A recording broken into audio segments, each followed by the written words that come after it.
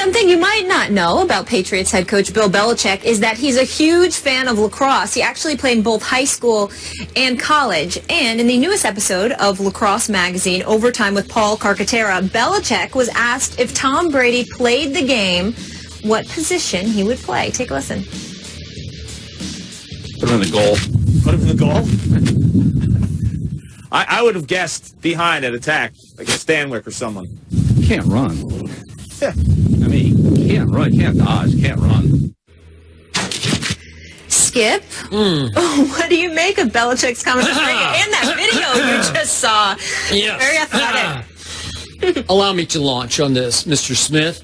First of all, allow me to say, on the positive side, of all the interviews I have ever watched Bill Belichick give, this was by far the most open and forthcoming and warm, dare I say, heartwarming that I have ever heard and watched Bill Belichick be. As Molly just pointed out, he loves him some lacrosse. It was his boyhood game that he played. His father coached. He grew up playing, played in high school, played in college. His daughter's the head coach at Holy Cross. It's in his blood. And the love he has for that sport transcends, I think, the love he has for football. But I could not believe the disrespect that suddenly popped out of his mouth when Tom Brady's name was brought up. And I know you can say, oh, he was just kidding. He kids because he loves, blah, blah, blah. And maybe I'm still a little raw from Deflategate and the lack of support that Bill Belichick gave to Tom Brady during Deflategate, especially early on before that Super Bowl when he gave the shrugging press conference. Don't ask me, ask the quarterback. I don't know anything about inflated or deflated footballs. Blah, blah, blah.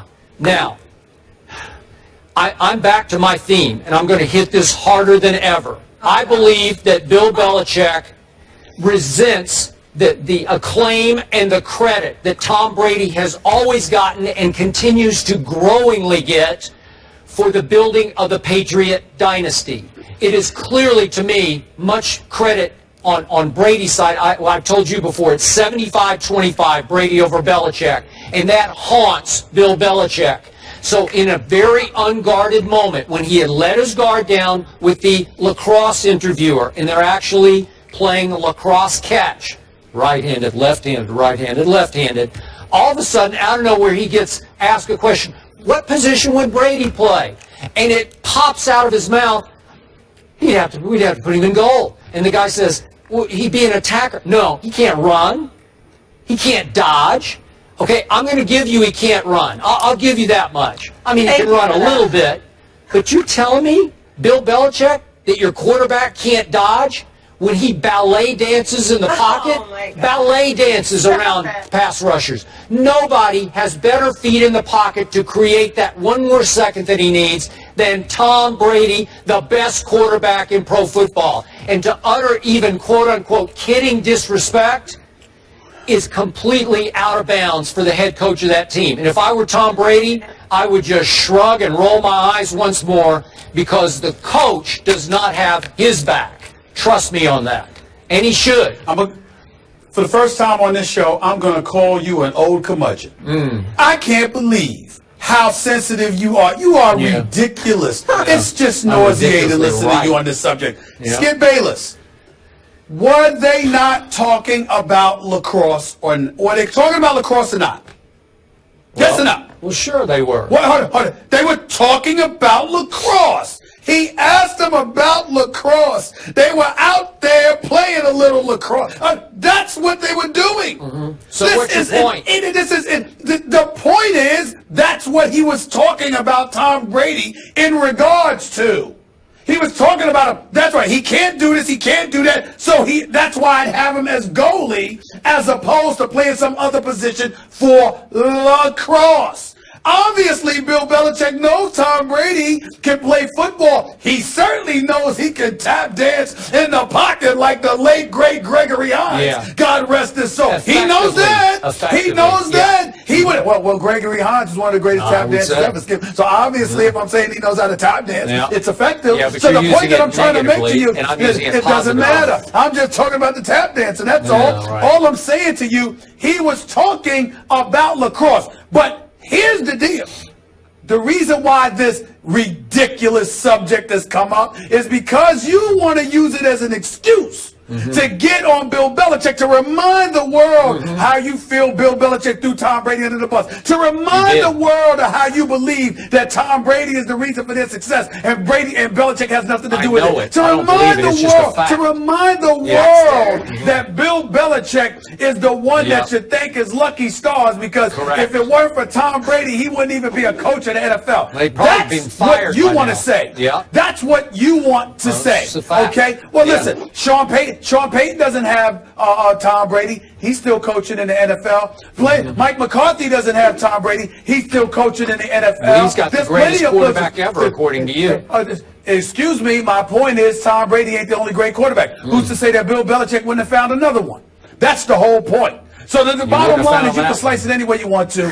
All you want to do is use every little thing as an excuse. If Bill Belichick was at a restaurant and he said, I'm going to let Tom Brady pay the tab, you'd have a segment complaining about that too. Why didn't he pay? Why did Tom Brady have to pay the tab? It doesn't stop with you. It doesn't stop. It is a very good example. I'm using it to say you will find every excuse under the sun to complain about anything with Bill Belichick because you believe Tom Brady has been victimized by him. And that's what all of this is about. That's what this is all about. All about. You know he was talking about lacrosse. Don't look at me. Don't look at me. I don't know anything about the footballs. Ask my quarterback. And you know, and I know, he knows everything about the footballs. I don't know that. I don't know that. Yeah, right. I mean, there's such a thing, Skip. There's such a thing as plausible deniability. Yeah, that's exactly. You can't prove that he knew. Now you're on my side. You don't know. I don't know that Bill Belichick knows that. Okay. I don't know that. How much credit, what percent of credit for the Patriots dynasty do you give Bill Belichick? I want to know.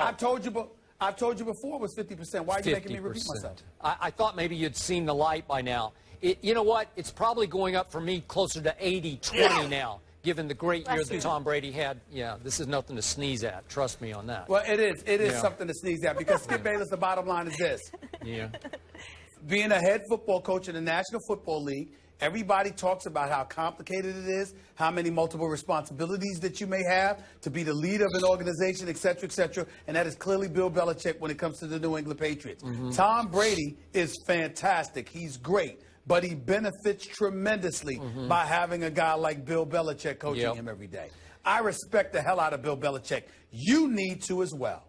Do you remember what was happening in 2001 with Drew Bledsoe before Bledsoe got hurt? I remember Bill Parcells struggling too. He's a Hall of Famer. Bill Belichick on the hot seat for the second time in his career after he got fired in Cleveland. Sean Payton has struggled. He's also been associated with 6 Super Bowl championships.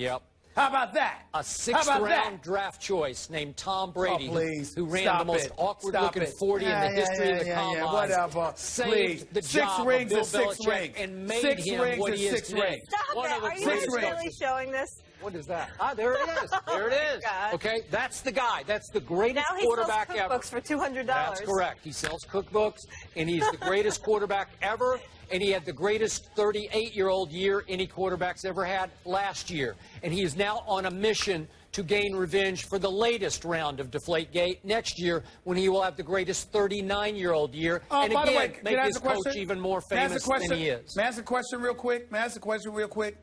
There are plenty of coaches who miss out, who fail to recognize talent, et cetera. Was it not Bill Belichick that made the decision to stick with Tom Brady and say, Drew Bledsoe, you're out of here?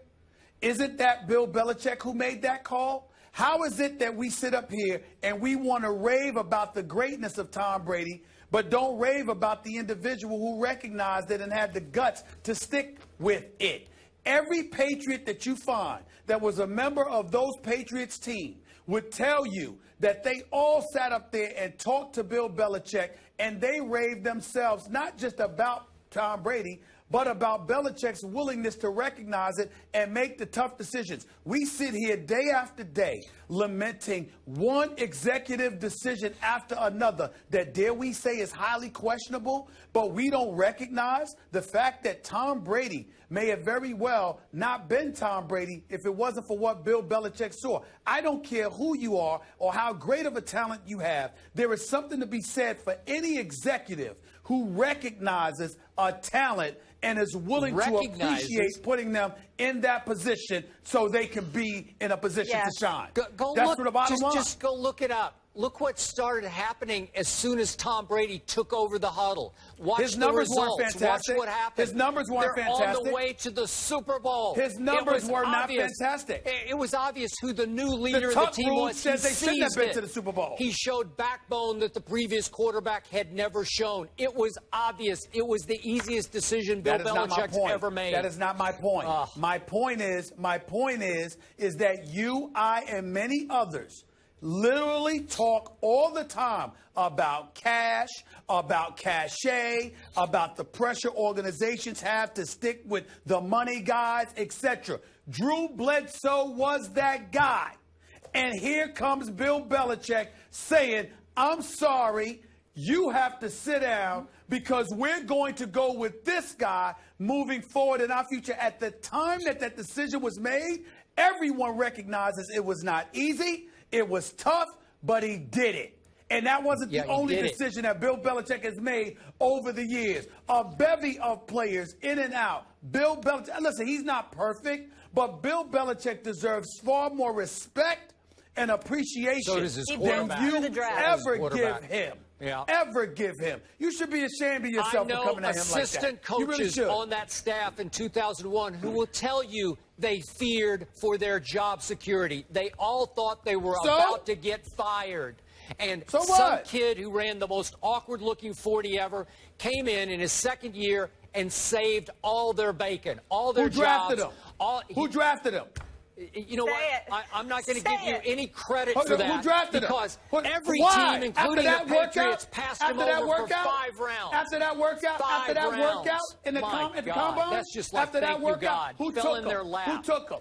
Oh, please. Who took fell in their lap? I'm showing this. Whatever. Please. I think Stephen A. just said, good morning, good afternoon, good night, Skip Bayless. Thank you. I think he did. Yes, he did. I think he did. Bill Belichick, build him. How do you love and hate someone so much on that same team? Only you. All right, when we come back, the Warriors win in 5 games over the Blazers, and the San Francisco Chronicle sports page putting it best, challenge met.